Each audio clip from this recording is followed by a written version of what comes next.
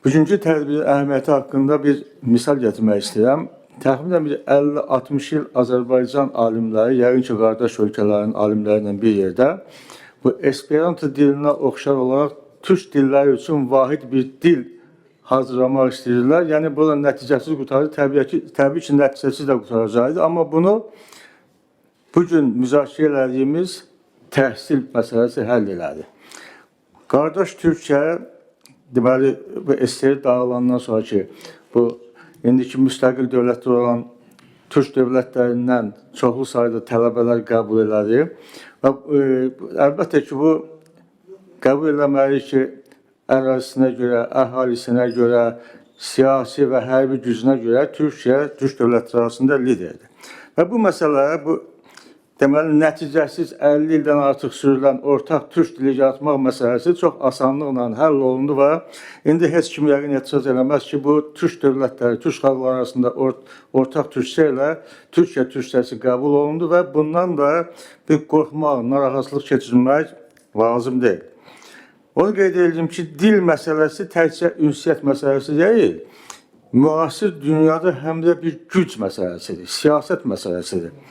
Ona görə gözümüzün qarşısında 20-ci əsrdə dünya 2 dəfə bölünəndən sonra, paylaşdıqdan sonra gözümüzün qarşısında dünyanın yenidən bölüşdürülməsi gedir və çox yaxşı haldır ki, türk dövlətlərinin də burada öz yeri var, qardaş Türkiyənin yeri var. Artıq Afrikada, yaxın və orta şərqdə, Türkistan coğrafiyasında, Cənubi Qafqazda Türkiyənin nüfuzunun artması həm də biz Azərbaycan xalqının, Azərbaycan dövləti üçün çox mühüm bir faktordur ki, biz də bunu 44 günlük müharibə dövründə də biz hiss elədik, qardaş Türkiyənin gücünü gördük. Vaxtilə rəhmətli Turgut Özalımıza çox böyük, mütərəqqi bir prezident idi. Vaxtında 2 vertolyot bizə verməyə cəsarət eləməyən Türkiyə, amma 44 günlük müharibədə arxamızda durdu. 30 ildən artıq işğal altında olan torpaqlarımızın düşmən işğalının azad olunmasında çox bizə möhkəm dəstək verdi.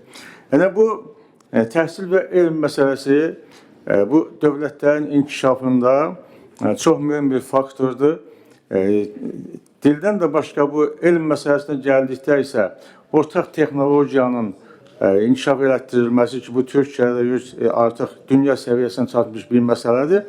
Və bu yaxınlarda mən çox mühüm bir məlumat eşitdim Türk televiziyalarından. Dünyanın 180 ölkəsindən Türkiyədə 360 min tələbə təhsil alır. Əvvəla bu tələbələr Türkiyə universitetlərini bitirəndən sonra elə Türkiyənin öz ölkələrində səfir olacaq, dostluq münasibətləri yazacaq. Bu çox mühüm faktdır. Həm də Türkiyənin bu dövlətlərdə nüfuzunun artmasına son dərəcə mühüm kömək eləyəcək. O bir tərəfdən də o məsələnin çox mühüm tərəfi də bundan ibarət oldu ki, bu 360 min dövlətlər arasında bölüşdürəndə ən çox tələbələr Azərbaycandandır. Bu çox mühüm bir şeydir, çox mühüm bir faktdır.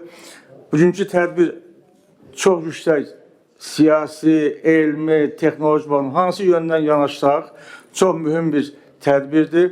Bu, deməli, bu proseslər bəzən biz tələsirik, arzuluq ki, daha sürətlə geçsin. Amma mənə elə gəlir ki, öz axarı ilə gedir və